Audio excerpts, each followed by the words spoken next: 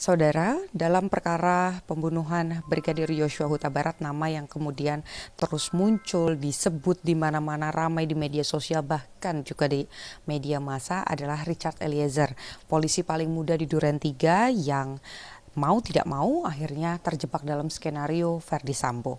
Tetapi tidak banyak yang kemudian bisa mengetahui bagaimana sosok Richard Eliezer kecuali kedua orang tuanya sendiri. Dan saat ini saya sudah bersama dengan kedua orang tua Richard Eliezer. Bapak dan Ibu, selamat pagi. Sehat Ibu? Puji Tuhan sehat. Sebelum kita bicara soal vonis, sebelum kita bicara soal persidangan, karena pasti banyak sekali pertanyaan soal itu, kami ingin mengenal Icat lebih jauh. Kalau tadi yang kita sempat ngobrol adalah Richard ini diajarkan sejak kecil meminta maaf dan juga memaafkan. Nah, dan itu diajarkan oleh Bapak. Momennya apa sih Pak? Dan sejak kapan sebetulnya hal itu dilakukan? Kami selaku orang tua juga bisa mengajar semacam begitu, ada kejujuran dan saling memaafkan, karena supaya mereka tahu kehidupan di dunia ini selalu saling memaafkan, karena tidak menutup kemungkinan kan banyak hal akan terjadi. Jadi dari masa kecil kita sudah diajarkan kepada mereka berdua, jadi saling memaafkan dan memaafkan tentu. Dan meminta maaf itu bukan berarti kalah begitu ya Pak ya? Bukan. Karena minta maaf itu bukan karena suatu hal yang kalah, tetapi harus begitu. Kita harus minta maaf. Oke, itu satu poin dari Icat. Kalau semasa kecil, sebetulnya sosok Icat ini itu pribadi yang seperti apa? Apakah pendiam, periang, atau usil misalnya sama Bapak dan Ibu? Seperti apa? Kalau Icat itu dari kecil dia periang dan suka usil.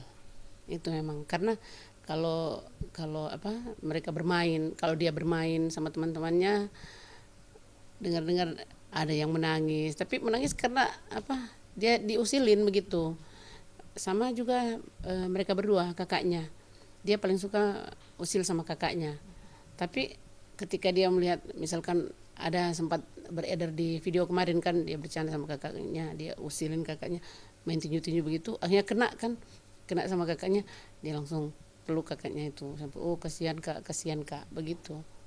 Jadi memang orangnya begitu dari kecil. Katanya Icat itu orang yang sosok yang pribadi yang pengertian, nggak suka minta mainan. Itu gimana ditunjukkan sama Icat nih?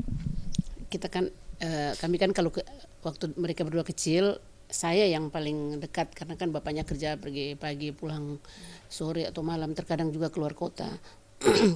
Jadi banyak waktu mereka berdua dengan saya. Jadi kalau misalkan bapaknya sudah gajian begitu, kita belanja biasa bahan makanan. Kalau ada mainan begitu, dia cuma pegang mainan, terus dia kalau ada saya di situ, dia tanya, "Mak, ini ada uang?" Dia tanya begitu. "Mama, ada uang?" "Oh, kenapa, Dek? Mau mainan itu?"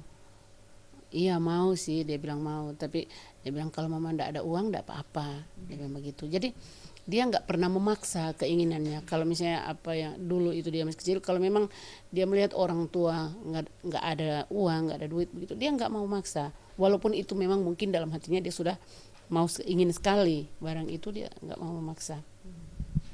Tidak ada satu orang tua pun pasti yang membayangkan akan ada di posisi Bapak dan Ibu begitu, melihat putranya harus berurusan dengan hukum dan ya jadi terpisah begitu kan, tidak bisa bertemu dengan mudah, ada pembatasan dan lain sebagainya. Terakhir bertemu dengan Icat itu kapan Ibu? Terakhir 2 hari lalu. Apa yang dibicarakan sama Icat? Kita kebanyakan kalau kita bertemu itu jarang kita bicara mengenai masalah. Karena Icat itu tipe orang yang gak mau orang tuanya sedih, orang tuanya susah kan. Jadi kalau kita ketemu itu, apalagi kalau bertiga ling-ling kan kita ke sana. Jadi cuma banyak bercanda, mereka berdua ling-ling bercanda. Terus bicara-bicara masalah keluarga. Kalau misalnya ada keluarga, kemarin ada adik saya yang sakit, kita bicara-bicara seperti itu. Jarang kita bicara masalah.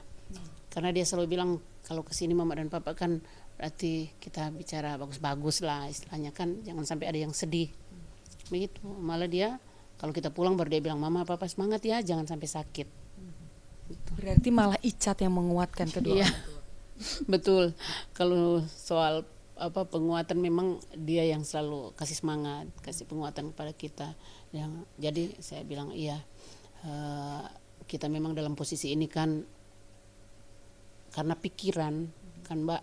Jadi terkadang bapaknya sakit, saya sakit, tapi kita harus kuat, harus sehat demi Icat. Kan tapi dia selalu bilang, "Mama, papa jangan sakit ya. Jangan sakit, harus semangat." Ya, saya bilang sama bapaknya, "Jangan sampai selalu adik yang kasih kuat sama kita. Kita harus kasih semangat, kasih kuat sama adik. Jangan sampai terbalik begitu." Oke, ini kan perjuangan Icat untuk jadi polisi juga tidak mudah. Iya. 3 kali percobaan ya baru 3 kali. akhirnya Pertama bisa. kali kan angkatan laut, 3 kali polisi.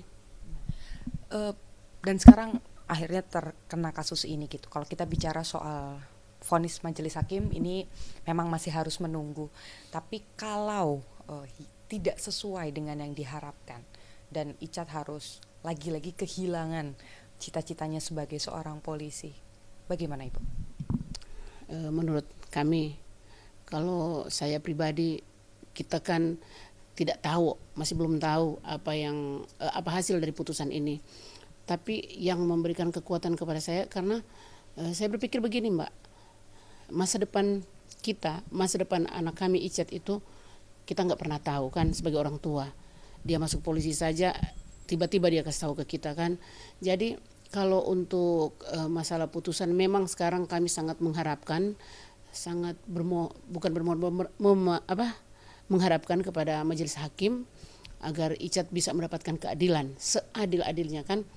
Dan kalau misalnya itu tidak sesuai dengan harapan kami juga harapan orang-orang banyak, ya kalau memang masih ada jalan untuk bisa mencari keadilan, kami akan tetap berusaha untuk mencari keadilan untuk Icat. Jadi apapun hasilnya keluarga akan tetap berbangga dan akan terus mendampingi Richard Eliezer ya Bapak mungkin? Iya, sama yang disampaikan oleh Ibu, kita tetap semangat dan kita tetap berjuang untuk demi anak kami Icat. Itu.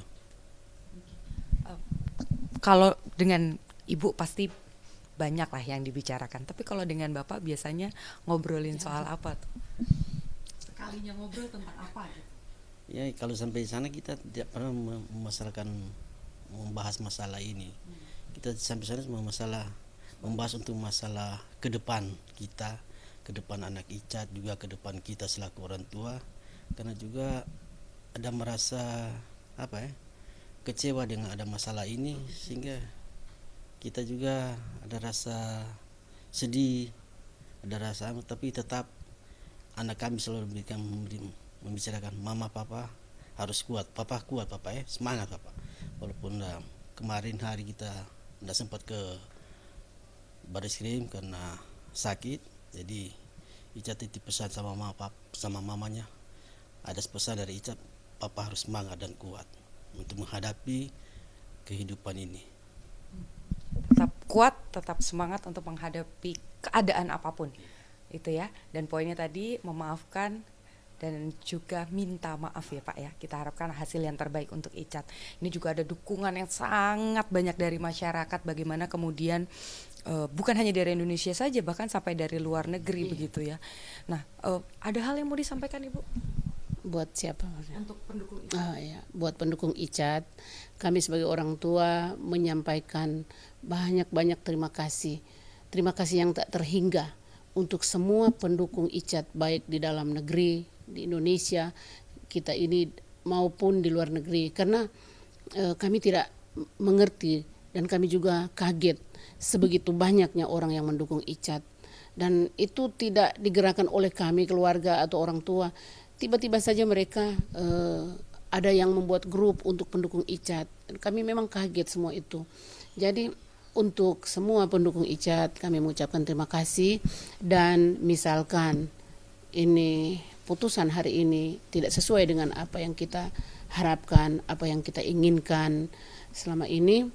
Janganlah kita berkecil hati, jangan kecewa, karena kita percaya Icat sudah melakukan kebenaran, pasti Tuhan akan tetap memberikan jalan bagi Icat. Satu saat dia akan mendapatkan keadilan. Tetapi harapan besar dari kita semua, kami sebagai orang tua, keluarga besar, juga seluruh pendukung, kan harapan kami saat ini adalah Icat kalau ada peluang untuk bebas, dia harus dibebaskan. Terakhir, sempat bertemu dengan Richard Eliezer sebelum persidangan. Icat siap dengan apapun hasil dari persidangan ini, Bu?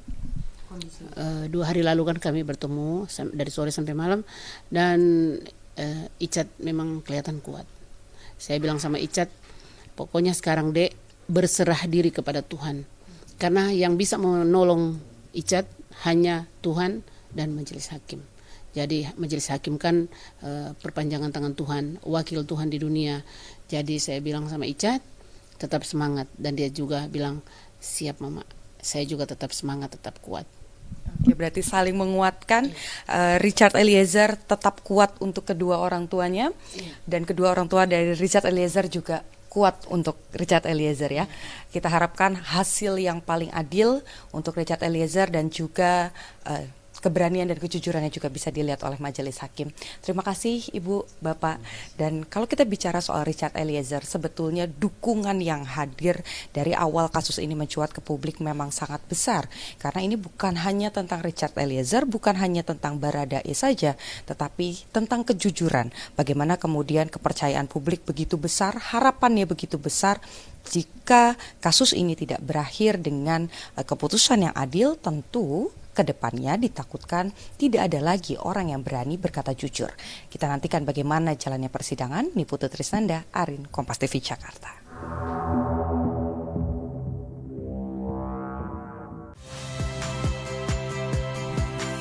Saya Radhi Saputro. Saksikan program-program Kompas TV melalui siaran digital, pay TV dan media streaming lainnya. Kompas TV, independen, terpercaya.